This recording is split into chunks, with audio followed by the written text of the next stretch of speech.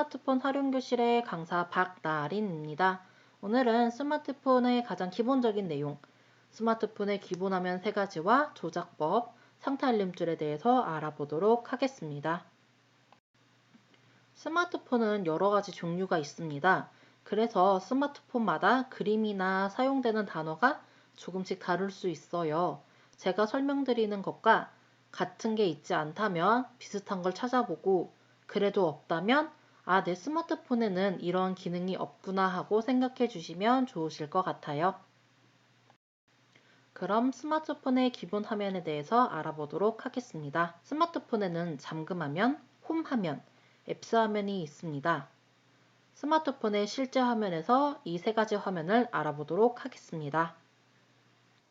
잠금 화면을 보겠습니다. 잠금 화면에서 볼 수 있는 것은 현재 시각과 오늘의 날짜입니다. 그리고 그 아래 보면 작은 아이콘이 있죠. 이것은 전화나 메시지 등의 알람 표시를 해주는 아이콘입니다. 그 아래 보면 왼쪽과 오른쪽에 아이콘이 있는데 제 스마트폰에는 왼쪽에는 전화, 오른쪽에는 카메라가 있죠. 이것은 스마트폰이 잠긴 상태에서 어떠한 기능을 바로 쓸 수 있는 아이콘 버튼입니다. 왼쪽에 있는 전화 버튼을 오른쪽으로 밀면 전화가 실행이 되는데 저처럼 스마트폰이 패턴이나 비밀번호, 지문으로 잠겨 있는 경우 그 잠금을 풀어야 실행이 됩니다. 다시 잠금 화면으로 돌아와서 상단에 자물쇠 모양이 보이시나요? 아까 설명드렸던 것처럼 스마트폰이 패턴, 지문, 비밀번호로 잠겨 있다면 이렇게 자물쇠 표시가 나타납니다. 제 스마트폰은 비밀번호로 잠겨 있기 때문에 비밀번호를 풀고 홈 화면으로 들어가 보도록 하겠습니다. 잠금 화면을 풀고 홈 화면에 들어왔습니다. 홈 화면에서는 봐야 되는 게 여러 가지가 있는데 위에서부터 내려오도록 할게요. 위에 있는 작은 줄을 봐볼게요. 거기에는 통신사 표시, 시간, 그리고 여러 가지 그림들로 이루어져 있을 거예요.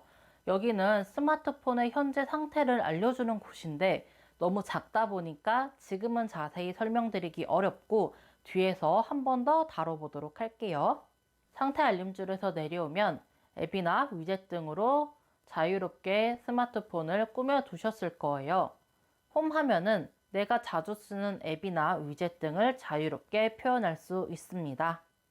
그리고 아래 보시면 제가 표시한 부분처럼 선생님들의 스마트폰에도 이 부분에 작은 점들이 있으실 거예요. 이 점은 동그라미 모양도 되고 네모 모양도 됩니다. 이 부분은 지금 보고 있는 화면의 개수를 표현해 주는 건데 제 스마트폰에는 3개가 있죠. 그러면 저는 보고 있는 화면에서 이 화면을 포함한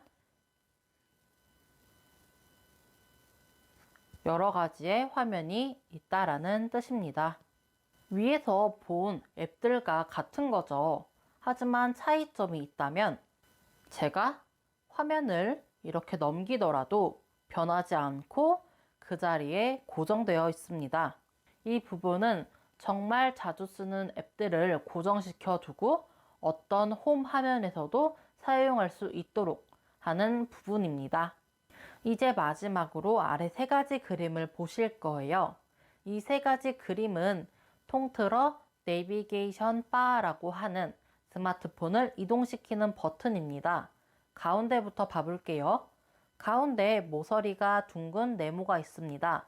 LG 스마트폰은 여기가 그냥 동그라미일 거예요.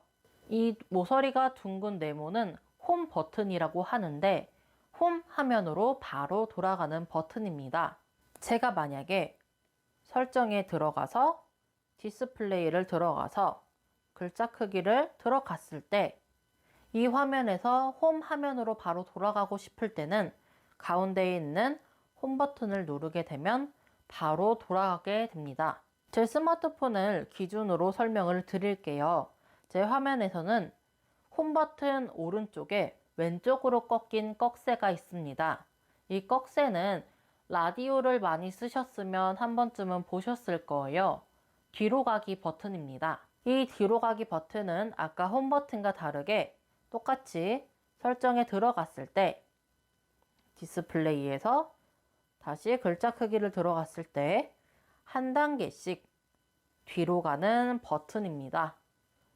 홈 버튼은 홈 화면으로 바로 돌아가고 뒤로 가기는 한 단계씩 뒤로 간다. 이렇게 구분해 주시면 되실 것 같아요. 그리고 왼쪽에 있는 3선 버튼이 있죠. 이 3선은 LG 스마트폰에선 사각형으로 표시가 될 거예요. 이 3선은 최근 실행 앱이라는 버튼인데 내가 스마트폰에서 어떤 기능을 사용하고 뒤로 가기나 홈 버튼으로 닫았어도 그 기능은 완벽하게 닫히는 게 아니라 스마트폰의 뒤쪽에서 머물러 있습니다. 그거를 볼 수 있는 버튼이 이 최근 실행 앱이라는 버튼이에요. 그래서 얘를 눌러보면 이렇게 제가 사용한 앱들이 흔적이 남아 있습니다. 여기서 하나 위로 올리면서 지워주셔야 앱이 완벽하게 닫힌 거고, 닫아야 되는 흔적이 너무 많을 때는 아래 모두 닫기를 터치해 주시면 한 번에 닫아지세요. 이렇게 내비게이션 바에 있는 세 가지 버튼을 잘 활용하시면 스마트폰을 조금 더 편리하게 사용하실 수 있습니다. 다음으로 앱스 화면에 대해서 알아볼 거예요. 우선 앱스 화면에 들어가는 방법을 설명드리도록 하겠습니다. 앱스 화면에 들어가는 방법은 두 가지가 있어요. 제 스마트폰 화면처럼 하단 오른쪽에 점 9개로 이루어진 버튼이 있으신 분도 계실 거예요. 이 버튼은 앱스 버튼이라고 부르는데 앱스 화면으로 들어가는 버튼입니다. 저처럼 이 버튼이 홈 화면에 있는 경우 이 버튼을 눌러서 앱스 화면에 들어가 주시면 되고, 없으신 분이라면 홈 화면을 손가락 한 개로 위로 쓱 올려주세요. 그러면 아까처럼 앱스 화면에 들어가게 되었죠. 앱스 화면은 내 스마트폰에 설치된 앱들이 다 모여있는 곳입니다. 제가 아까 적게는 30개, 많게는 100개 이상이 있다고 설명드렸죠. 그렇기 때문에 내가 찾는 앱이 어디 있는지 찾기가 힘들어 앱스 화면에는 이렇게 검색할 수 있는 부분이 있습니다. 여기에 저는 검색이라고 되어 있지만 파인더 혹은 파인더 검색, LG 스마트폰은 돋보기 모양으로 되어 있는 경우도 있어요. 이 앱스 화면 같은 경우는 아이폰은 아예 없고 LG 스마트폰은 있는 스마트폰도 있고 없는 스마트폰도 있기 때문에 참고해 주시면 좋으실 것 같아요. 이렇게 잠금 화면, 홈 화면, 앱스 화면에 대해서 알아보았습니다. 이 화면들 내가 평소에는 잘 썼지만 갑자기 설명을 들으니 많이 헷갈리시죠? 제가 바로 뒤에 잠금 화면, 홈 화면, 앱스 화면에 대해서 짧게 정리해 두었어요. 영상을 잠시 일시정지 하시고 하나씩 살펴보면서 내 스마트폰과 비교해 보시면 좋으실 것 같아요.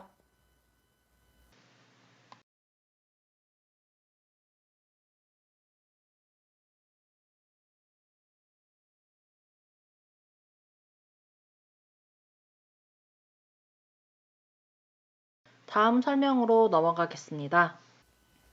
다음은 스마트폰의 조작법입니다. 스마트폰의 조작법에는 크게 네 가지가 있는데 첫 번째 터치에 대해서 설명드릴게요. 터치에는 두 가지 종류가 있는데 짧은 터치와 긴 터치가 있습니다. 짧은 터치는 보통 실행을 하거나 터치를 할 때 사용합니다. 제가 이 화면에서 계산기라는 앱을 사용을 할 때는 손가락 하나로 계산기를 톡 터치하는 겁니다. 그럼 계산기가 실행이 됐죠. 숫자를 선택해서 계산을 합니다. 이렇게 짧은 터치는 스마트폰을 실행하거나 선택할 때 많이 쓰는 조작법입니다. 다음은 긴 터치입니다. 긴 터치는 무언가의 상태를 변경하거나 복수 선택할 때 사용합니다. 제가 상태 변경을 예로 보여드릴게요. 여기 보시는 이 위젯을 삭제하려고 한다면 그때는 이 위젯을 긴 터치해서 위에 조작할 수 있는 버튼들이 나오죠. 여기에서 삭제를 터치하게 되면 위젯의 상태가 삭제로 변경되었습니다. 이럴 때 롱터치를 사용합니다. 다음은 끌기입니다. 끌기는 어떠한 것을 길게 누른 상태에서 이동하는 것을 의미하는데, 제가 여기 있는 음성 녹음을 이메일 앞쪽으로 보내볼 거예요. 그럴 때는 음성 녹음을 길게 터치한 상태로 손가락을 떼지 않고 내가 원하는 곳으로 이렇게 끌고 가서 손가락을 뗍니다. 그렇게 되면 아까 음성 녹음과 이메일의 위치가 변화했죠. 이런 것을 끌기라고 합니다. 다음은 화면 이동입니다. 스마트폰은 지금 보고 있는 화면도 있지만 내용에 따라서 좌우나 위아래로도 더 많은 화면들이 있습니다.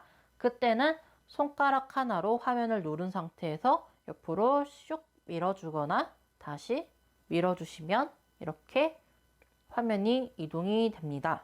네이버라는 포털 사이트에 들어가면 이곳에는 더 많은 정보들이 있겠죠. 그때 화면을 좌우로 움직일 수도 있고 이렇게 위, 아래로도 움직일 수가 있습니다. 이러한 기능을 화면 이동이라고 합니다. 마지막으로 줌인과 줌아웃이 있습니다. 제가 사진을 열었습니다. 사진을 보고 있는데 보고 싶은 대상이 너무 작게 있어요. 그때는 손가락 2개를 화면에 가져대고 벌려주시면 됩니다. 이때 내가 보고 싶은 대상이 아니라 주변이 확대가 되었다. 그때는 손가락 하나를 가지고 이렇게 이동시켜 주시면 됩니다. 더 확대해 볼게요. 이렇게 확대를 해서 내가 보고 싶은 대상을 크게 볼 수가 있습니다. 이제 다시 원상태로 돌아가 볼게요. 그때는 손가락 2개를 이렇게 오므려 주시면 됩니다. 대상을 크게 보려고 손가락을 벌리는 행위를 줌인이라고 하고 손가락을 다시 오므리는 행위를 줌아웃이라고 합니다. 이번에도 간단하게 정리해 보았어요. 영상을 잠시 정지하시고 스마트폰을 조작해 보면서 이 조작법에는 어떠한 기능이 있는지 살펴보시면 좋으실 것 같습니다.